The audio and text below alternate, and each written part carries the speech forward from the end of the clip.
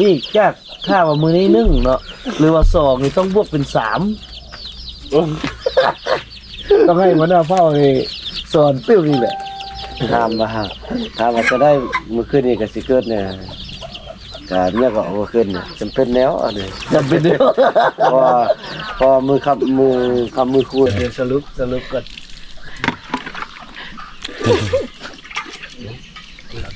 บ่อยากลุกเลยเด้อเว้ยน้อง โอ้ลอยแล้ว ร้อย เคยไม่กับลุง ไปคูณหากันมาเนาะไปคูณหากันมา อันนี้ลุงบ่นี่ แม่น โอ้ เอื้อยซาลี่ล่ะ แม่นเบื้องหน้านี่คือกันร้อยๆเลย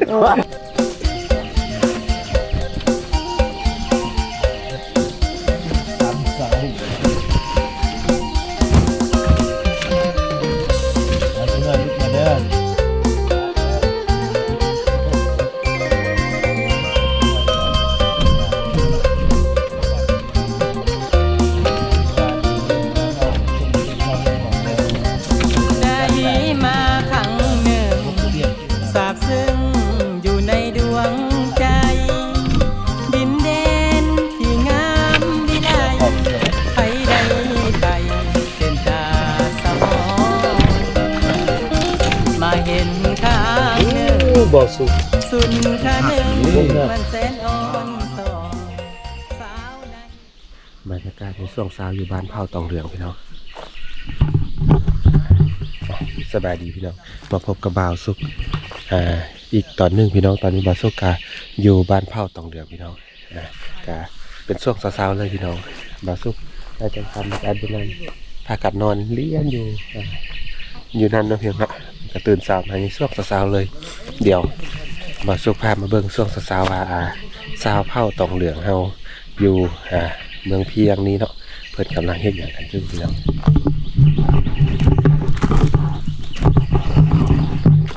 ต้องสบายดีเนี่ยอันนี้ก็คือพ่อคิงเนาะพ่อของสาลีหลังจากที่ว่าเมื่อวานนี้เฮ็ดดองแล้วเนาะเฮ็ดดองสาลีแล้วเฮ็ดดองลูกสาวแล้วเป็นไงแม่มิตรกินซาเฟ่แล้วบ่แซ่บเนาะเด้อ แม่กินกาแฟได้แล้วก็แม่ก็จะอยากได้ฟัง13นะขยุนะ วิทยุน้อยเนาะไอ้บ่ได้ไปมาเฮ็ดดองไอ้บ่ได้ชื่อเอามาฮือตามแม่นี่เด้อขยุน้อยแล้วก็เอาทานเชอหั่นก็ได้13หั่นนี่อู้ทักไฟเปลืองหมดแล้วฟังก้อนหนึงก็หมดแล้ว ซากเนาะเอาที่คุณยุหันนี่บ่หมดแล้วเอาทานเยอะหั่นคือทานคือกองไฟฉายหั่นเนี่ยกุมหึงเนี่ยทานเก่าก็ยามันก็ล้ำเนี่ยเอาตรงนั้นน่ะ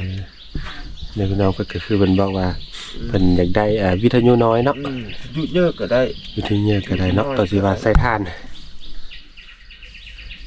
ใส่ซากแบตละเมิดไว มุดไว้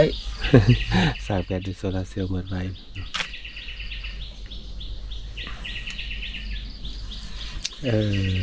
เดี๋ยวบุญนำหั่น นอน ก็ ในอีจอมนี่เตาอีสังฝึก นอนนำกันเลยเนาะ แล้วก็ชื่อเดียว ลูกจอมใจตื่นแล้ววะลูกจอมใจเชื่อสติกอยู่สติกกันยังนอนยังเป็นช่วงมืดๆอยู่เลยเนาะ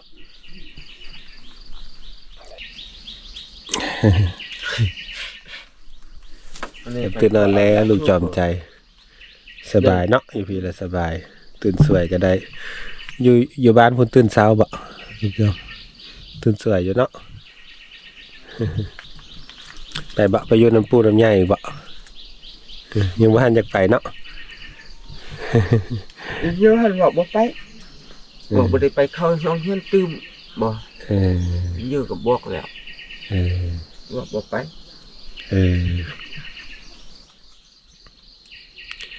ยันว่า บอกเขาห้องเฮียนบ่ให้ว่ามันได้คุณนั่นแหละถ้าคุณมันทำห้างหันก็เห็นอันนี้น่ะบ่ลืมบ่ยังแหละนี่ไปห้างเป็นวัดอ้อยคุณถามมาพูดเก็บไอ้บวกเป็นยังไป แล้วพอคิงอยู่บ้านเทิงหันยังมีคนอยู่ป่ะ ชาติคน สองคนเนาะ ช่วงเมียกับอีวาด อีเอกนั้นอีเอกก็อยู่พุ่นแต่คุยนำช่วงพุ่น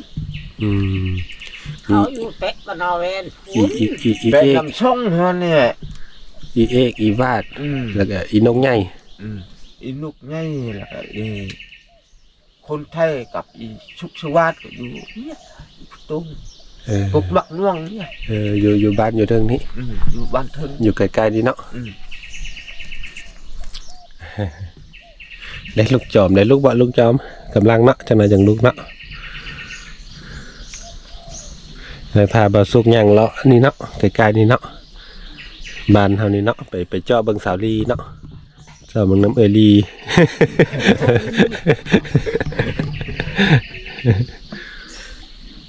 สาวลีกับผัวแล้วบัดนี้ เดี๋ยวลูกไปเลาะทางนั้นกันอ๋อสติ๊กมาลูกสติ๊ก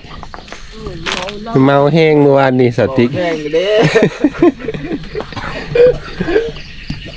พี่น้องอันนี้ก็คือบ่าวคำน้อยสบายดีบ่าวคำน้อยตื่นนอนแล้วเนาะพี่น้องอ๋อลูกยงกับลูกเต่านอนน้ำเนาะนอนน้ำกันเลยแล้วกันพี่น้องแม่ทามีตื่นนอนแหละยังเนาะเป็นในวันม่วนเนาะฝอนม่วนพี่น้องนี่คือแม่ทามีก็ได้พี่น้องบอลเพิ่นก็จะมีเตาดังไฟมีเลยในช่วงเช้าๆเอามาแล้วส่วนนี้กันอ๋อกำลังทำอะไรกันอยู่แบบนกเดย ไอ้น้ำอันตัวน้อยเอาไปซักก่อน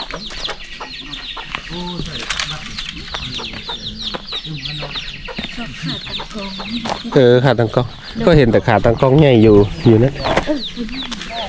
นี่หน้าตาเขาคือกันเลยเบิ่งแม่โอ้เคยไหม สบายดีพี่น้องเคยไหมพี่น้องสบายดียังน้อยนะพี่น้อง เข้ากันหอมมื้อแรกไปดีสบายคักบ่เข้ากันหอมมื้อแรกนี่มันเป็นได สบายดีขอบคุณแต่กับแม่ดีแต่กับแม่เมื่อคืน ชื่อบ่สุกบ่คุณชื่อบ่สุกบ่ชื่อบ่สุกแหละ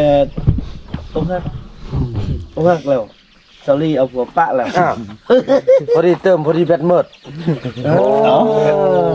บ่ทันเข้าได้เงินเด้อเอานี่ก่อนนี่แบตหมดก่อน บ่อีกทีแล้วเดี๋ยวได้ให้อะไรให้หั่น ตอนนี้ เขาไม่ประมาณฟ้าบ่อยากลุกเลยเด้อเว้ยน้อง โอ้ลอยเลยแล้ว เคยไหมกับลุงไอ้คูณหากับแม่เนาะไอ้คูณหากับแม่ ทำ อันนี้ลุงบ่นี่ แม่น โอ้ เอื้อยซอรี่ป่ะ แม่นเบื้องหน้านี่คือกันต่อยเลยออกกันบ่น้อยอันนั้นนะค่าอันต้นอยู่กระตาไหนขึ้นอยู่นะ มันดึงเราก็ได้ ฮะดึงออกหมดดูฮะ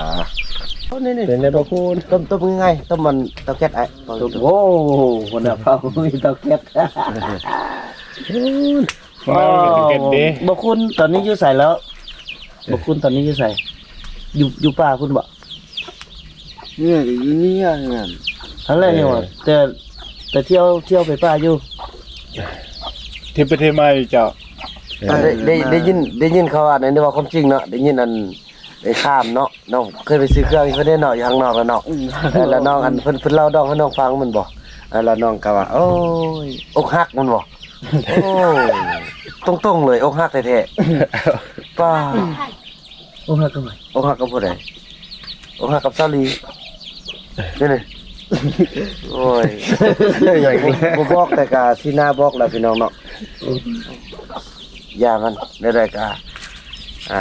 เป็นพี่น้องกันละบัดนี้เนาะแพงโอ้นี่ได้น้องเคยไม่มาเฮ็ดเวียกช่วยเด้บัดนี้ก็ดีว่าดีใจพี่น้องเลยเนาะก็ได้โอ้ทุกอย่างก็ผ่านพ้นไปด้วยดีพี่น้องเอ้ยก็บ่น่าเชื่อว่าสิเกิดขึ้นแต่ว่าพวกเฮาก็คนเห็นเนาะหลายบ่น่าเชื่อได้ว่าสิมาถึงขนาดนี้ดีใจ กับผลสำเร็จก็หลักๆแล้วก็มาจาก น้องบุญนำนั่นแหละที่นำพกันสิว่าเนาะคือไอ้เทียบได้ถ้าเป็นไอ้น่ะรักษาชีวิตคนเป็นชีวิตเป็นชาวไปก็บ่แม่นของง่ายปาน แม่ นั้น นได้ บ่แม่นของง่ายแถมยังคนในครอบครัวเฮาอีก แม่น วันนี้คนที่เฮาดูแลนี่ถ้าว่าเขาเจ้าบ่ดื้ออะว่าซั่นซะเนาะเพราะว่าคน18 19คนแม่นบ่ แม่น มันความคิดมันก็ต่างกัน นี่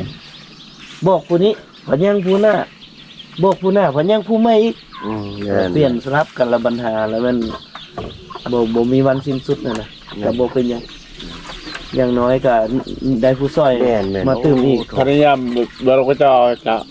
พยายามเราก็จะเนาะ พยายามลบมันก็จะเรา เพราะว่าได้อีกแห้งพี่น้องเอ้ยได้แห้งความมาเสริมละแต่ว่าเมื่อก่อนนี่ก็ซ้ำกับมีแต่แข้งแต่ขาเลยตีนมือก็มืออนุญาตเนาะมือก็ค่อนข้างจะบ่ ใช้งานใดก็คือว่ามีแต่แข้งซ้ายก็คือซาลี่แหละเฮ็ดป๊อมแต่มาเดี๋ยวนี้มีแข้งความมาเสริมตึม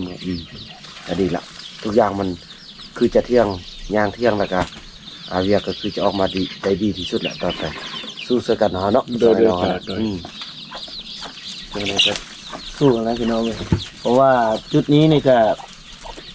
คันสิเว้าแล้วก็เป็นความหวังใบหน้าใบตาของแขวงพญาบุรีเลย แม่น เป็นจุดหนึ่งที่เป็นเขาเรียกว่าจุดสุ่มอะ แม่น จุดสุ่มในการพัฒนาจุดสุ่มในการสร้างอาชีพให้กับชนเผ่านี้ เพราะว่าทั่วประเทศลาวนี่ก็ชนเผ่าตองเหลืองที่ยังบ่ทันได้นำออกมาพัฒนาอยู่ในตัวเมืองนี่ก็ยังเป็นไสยะนี่ หน่อยเนี่ย ที่ว่าหากะริเริ่มเอาออกมาคือแขวงขม่วนนี่เอาออกมาเกือบ20ปีแล้วก็ โดย ที่เขาจะออกมาบ่อนที่ว่าเฮาไปเบิ่งอยู่บ้านเกิดอ้ายน่ะอันนั้นก็15-16 ปีที่เขาจะเอาลงมาก็ยังได้ทำนั้น เนาะ มันก็ขึ้นกับเขาเองคือภาครัฐปลูกเรือนปลูกศาลให้แต่เขาก็ บ่พัฒนาเนาะ บ่พัฒนาตัวเอง อยู่สำนันตลอด หน้าก็มีก็ แม่น รถก็ให้รถไถก็มีหน้าก็มีเพิ่นภาครัฐเฮาให้เบิดแต่ว่าก็ยังงงอยู่ อันเนื่องจากบางเทื่อเขาแบบว่าคนในชนเผ่าเขาเจ้าเองอะนะมันบ่มีคนอื่นเข้ามามาน่ะ ใช้ชีวิตร่วมคือสิต่างเดียวกับอันน่ะทางแขวงไสยะเฮานี่มีสาวลีป้า ตื่นนอนแล้วตอนนี้ ตื่นนอนแล้ว จัดสาว สาว เธอได้เธอม่วนบ่ ม่วน อยากแต่งตึ้มบ่ดองแบบนี้น่ะอยากแต่งตึ้มบ่ แต่งผู้เดียวพอแล้วเนาะสาวลี มันเป็นเวียกเนาะเอาผู้เดียวแหละเนาะกันอยากม่วนตึ้มละบอกเด้อ บ่ยังบ่พอใจได้เอาเบิ่ง เนาะแบบยัง คือว่ายัง บ่พอค่ายนะ ยังบ่พออีหลีได้เบิ่งสิหน้าสิตา บ่พอค่ายเด้อพี่ บ่ น้อง พอแท้โอ้มันต้องได้บวกเพิ่มได้คือบาทนี้ได้ เป็นจะได้ต้องเป็นเรื่องวงลับ ต้องได้บวกเพิ่มอีกจากถ้าว่ามื้อนี้1เนาะหรือว่า2นี่ต้องบวกเป็น3ต้องให้หัวหน้าเผ่านี่สอนปิ้วนี่แหละ ถามว่าจะได้มื้อคืนนี้ก็สิเกิดเนี่ยก็เนี่ยก็เอามาขึ้นเนี่ยจำเป็นแล้วอันนี้ จำเป็นเด้อ พอมือมือคูณเด้ คันบ่ได้มื้อนี้แล้วมันจบเลยแล้ว มื้อต่อไปมันแฮงน้อยลงแล้วโอ้โหดูอีว่าอย่างสิ เอ้ยไปยังนั่นต้องเรื่องไหม ไหน คุณไปยัง ว่าไปห้าอันพ่อจะนะไม่ใช่เหรอว่าโทรห้ามาว่าโทรห้าหรอมาขับไฟนะ เราอยู่ค่ายคุณโอ้เราอยู่ค่าย พ่อนะ เราอยู่ค่าย กับเจ้ไล่ด้วย ได้ ไปห้า ได้ บ่อยากสมัครมันเพิ่นเคยตองเรืองได้บ่ ไอ้น้องเก่าสมัยเป็นทหารแต่เดี๋ยวนี้ก็ยังเป็นทหารแต่หูนวกบอส มันเป็นงานมงคลเนาะพี่น้องเนาะเป็นงานม่วนแม่นบ่ แม่น เฮาก็ต้องเฮ็ดให้มันม่วนเฮ็ดให้มันมีสีสันว่าซี่ก็โอ้ตองเหลืองเอามาฟ้อนเบ่เลย น้อง เอามาฟ้อนแบบฟ้อนงามที่สุดแล้วเมื่อวานนี่เฮาให้ได้เลยคือสติ๊ก ฟอนต์งาม จังว่า โอ้ฟอนต์งามอีหลีเด้ฟอนต์ได้เรื่องเลยแหละบัดนี้สติ๊กนี่เฮามาแปลกๆแนวหนึงแปลกแฮงเลยจันเจ้าสิได้น้องเคยล่ะแต่ว่า โดยก็ว่าแล้ว เห็นบ่สังเกตเห็นบ่เตียงไปส่วนออกฟอนต์นี่บ่ออกเลย อืม เว้า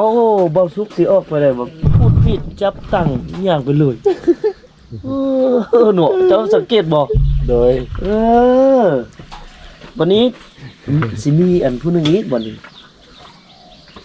ผัวหนึ่งเมียสองได้บัดนี้ อืม ไม่เท่ามีอีก โอ้ ต่างตำหลังอีก โอ้แม่เจ้าสาวกันเห็นอันเจ้าบ่าวเจ้าสาวเขาล่วงของลับเพิ่นก็เป็นล่วงน้ำอีก เอาเป็นแม่เนาะก็ได้สอนลูก แม่ก็ต้องได้สอนลูก เดี๋ยวสรุปก่อน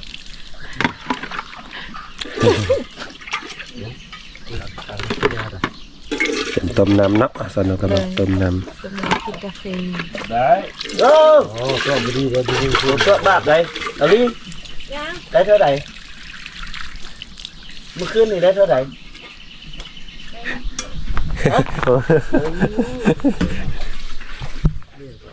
เนาะสามีกำลังหลังเนี่ยอันนี้ก็เป็นเมทามี โอ้ บ้านตื่นนอนเมทามียังเนาะเมทามี สอง แม่จักตัวเมทามีมื้อนอนมื้อนี้แม่จักตัวหนึงเนาะ เก่งกว่าคนเราเข้ากันบ่ เมทามีนี่มักลินกับแมวพี่น้องแมวหลายมือก่อนเนาะมาสุกมา เพราะว่ามันจะมีสีสันนะพี่น้องเวลาแมวยอกเนาะ ได้มีเนาะมีว้าเอาแตะซื่อๆได้บ่แล้วบ่เอ้ยแตะซื่อๆ